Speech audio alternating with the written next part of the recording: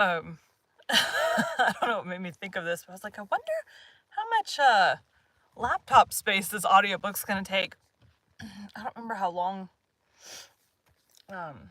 it's supposed to be. I haven't gotten all my chapter times done yet. I got through the first part because I got to do that part this week, but I don't know. We'll see. Today we'll be continuing Les Miserables by Victor Hugo. Chapter 5. Monseigneur Bienvenu made his cassocks last too long. The private life of Monsieur Muriel was filled with the same thoughts as his public life. Voluntary poverty in which the Bishop of D lived would have been a solemn and charming sight for anyone who could have viewed it close at hand. Like all old men, and like the majority of thinkers, he slept little. This brief slumber was profound. In the morning, he meditated for an hour. Then he said his mass, either at the cathedral or in his own house. His mass said, he broke his fast on rye bread. I spit on myself.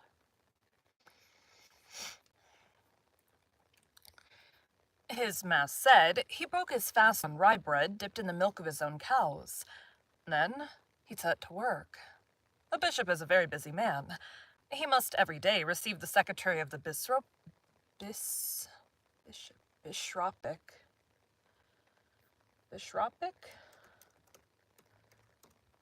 Might be bishopric. Bish something, I think.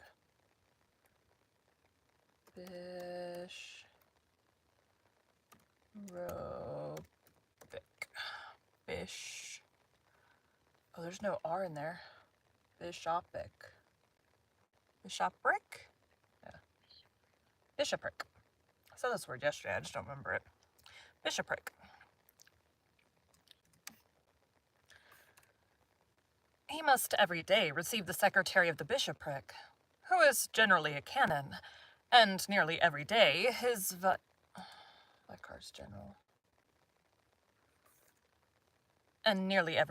his vicars general. He has congregations. Oh my God.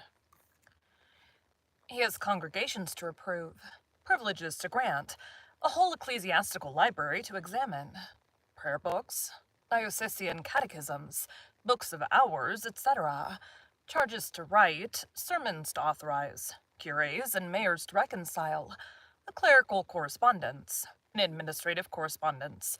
On one side of the state, a clerical correspondence, an administrative correspondence. On one side the state, on the other the Holy See, and 1,000 matters of business. What time was left to him after these 1,000 details of business and his offices and his breviary? Breviary? Words are hard. breviary. Breviary.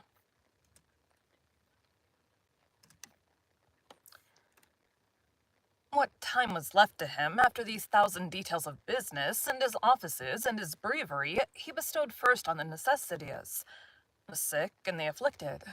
The time which was left to him from the afflicted, the sick, and the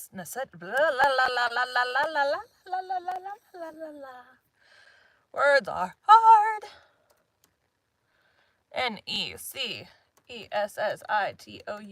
blah.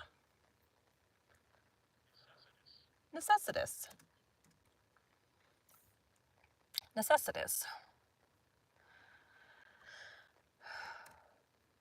The time which was left to him from the afflicted, the sick, and the necessitous he devoted to work. Sometimes he dug in his garden. Again, he read or wrote. He had but one word for both these kinds of toil. He called them gardening. The mind is a garden, said he. Towards midday, when the weather was fine, he went forth and took a stroll in the country or in town, often entering lowly dwellings. He was seen walking alone, buried in his own thoughts, his eyes cast down, supporting himself on his long cane, clad in his wadded purple garment of silk, which was very warm, wearing purple stockings inside his coarse shoes, and surmounted by a flat hat which allowed 3 golden tassels of large bullion to droop from its 3 points. It was a perfect festival wherever he appeared. One would have said that his presence had something warming and luminous about it. The children and the old people came out to the doorsteps for the bishop as for the sun. He bestowed his blessing, and they blessed him. They pointed out his house to anyone who was in need of anything. Here and there he halted, accosted the little boys and girls, and smiled upon the mothers. He visited the poor so long as he had any money. When he no longer had any, he visited the rich. As he made his cassocks last a long while and did not wish to have it noticed, he never went out in the town without his wadded purple cloak. This inconvenienced him somewhat in summer. On his return, he dined. The dinner resembled his breakfast. At 8:30 in the evening, he supped with his sister, Madame Magloire, standing behind them, and serving them at table. Nothing could be more frugal than this repast. If, however, the bishop had one of his curés to supper, Madame Magloire took advantage of the opportunity to serve Monseigneur with some excellent fish from the lake, or with some fine game from the mountains. Every curé furnished the pretext for a good meal.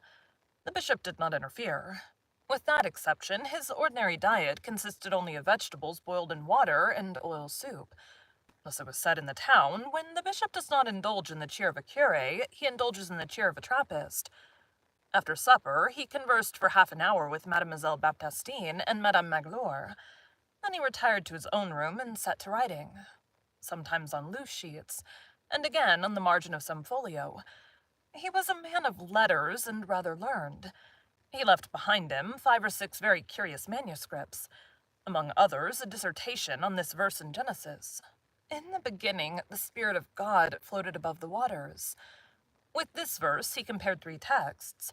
The Arabic verse, which says, "The winds of God blew."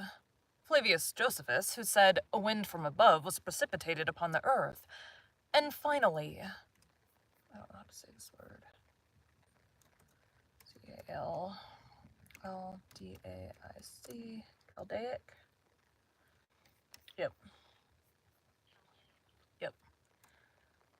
The Chaldaic paraphrase of Onkelos.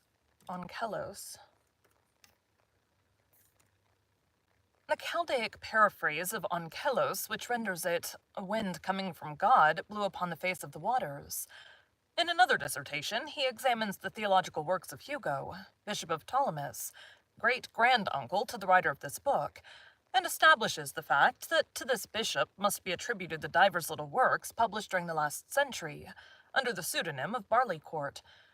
Sometimes, in the midst of his reading, no matter what the book might be which he had in his hand, he would suddenly fall into a profound meditation, whence he only emerged to write a few lines on the pages of the volume itself. These lines have often no connection whatever with the book which contains them. We now have under our eyes a note written by him on the margin of a quarto entitled "Correspondence of Lord Germain with Generals Clinton, Cornwallis, and the Admirals on the American Station, Versailles, Poincot, bookseller, and Paris, Pissot, bookseller?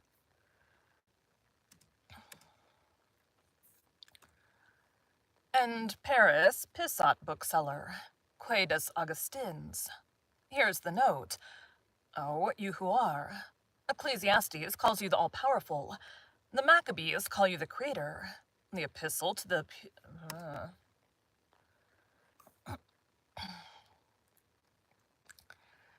The epistle to the Ephesians calls you liberty. Brooke calls you immensity. The Psalms call you wisdom and truth. John calls you light. The books of Kings call you Lord. Exodus calls you providence. Leviticus, sanctity. Esdras, justice. The creation calls you God. Man calls you Father.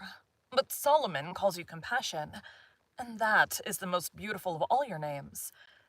Toward 9 o'clock in the evening, the 2 women retired and betook themselves to their chambers on the first floor, leaving him alone until morning on the ground floor. It is necessary that we should, in this place, give an exact idea of the dwelling of the Bishop of D.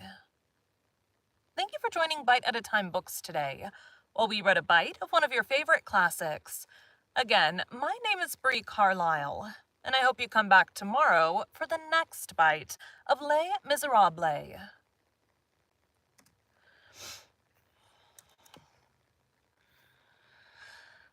This weekend, I'm going to do like a catch-up session, and also work on the about Victor Hugo stuff, because I think we did a book of his already, but it was before I was doing the behind the stories. So anyways, thanks guys.